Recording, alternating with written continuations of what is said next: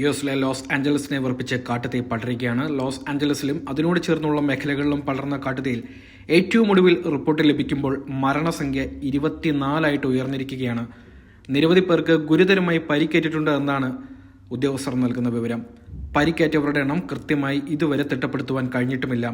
മാത്രമല്ല, നിരവധി പേരെ കാണാതാവുകയും ചെയ്തിട്ടുണ്ട്.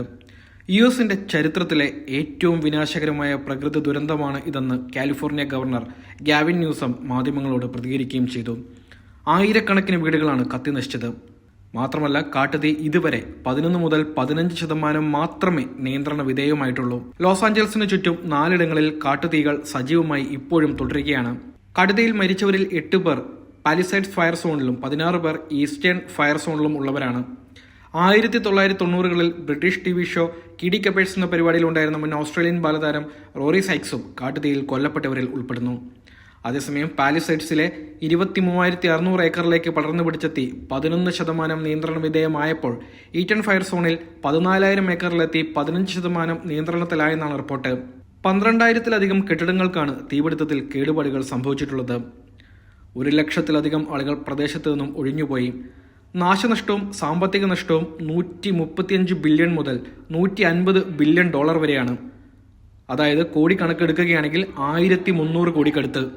ഹോളിവുഡ് സിനിമാ നടന്മാരായ Anthony Hopkins, Paris Hilton, Mel Gibson, Billy Crystal എന്നിവരുടെ വീടുകൾ തീപിടുത്തത്തിൽ നഷ്ടമായി.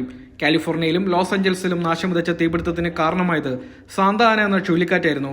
കഴിഞ്ഞ 2 ദിവസങ്ങളിലായി കാറ്റിന് ചെറിയ ശമനം ഉണ്ടായിരുന്നെങ്കിലും ഞായറാഴ്ച രാത്രി മുതൽ ബുധനാഴ്ച വരെ കാറ്റ് വീണ്ടും 96 കിലോമീറ്റർ വേഗതയിൽ എത്തുമെന്നാണ് അധികൃതർ മുന്നറിയിപ്പ് നൽകിയിട്ടുള്ളത്. വേഗത്തിൽ കാറ്റ് വീശുന്നത് സ്ഥിതി കൂടുതൽ വഷളാക്കുമെന്നാണ് ആശങ്ക. ആയിരക്കണക്കിന് വീടുകൾ ഇതിനോടകം തന്നെ കത്തി നശിച്ചു കഴിഞ്ഞു. നിരവധി കെട്ടിടങ്ങൾ വെറും അവശിഷ്ടങ്ങളായി മാത്രം മാറിയിരിക്കുകയാണ്. വരും ദിവസങ്ങളിൽ അതിശക്തമായ തീപിടുത്തവും ജീവന് ഭീഷണിയായ സാഹചര്യങ്ങളും ഉണ്ടാകുമെന്ന് നാഷണൽ വെതർ സർവീസിലെ കാലാവസ്ഥാ നിരീക്ഷകൻ റോസ് ഷോൺഫെൽഡിന്റെ മുന്നറിയിപ്പും ഇപ്പോഴും നിലനിൽക്കുകയാണ്.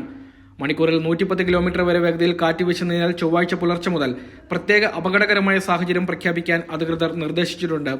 വീശിയടിക്കുന്ന കാറ്റ് തീജ്വാലകൾ കൂടുതൽ ആളിക്കത്താനും കൂടുതൽ പ്രദേശങ്ങൾക്ക് പടരാനും കാരണമാകുമെന്ന് അഗ്നിശമന സേനാംഗങ്ങളും മുന്നറിയിപ്പ് നൽകി.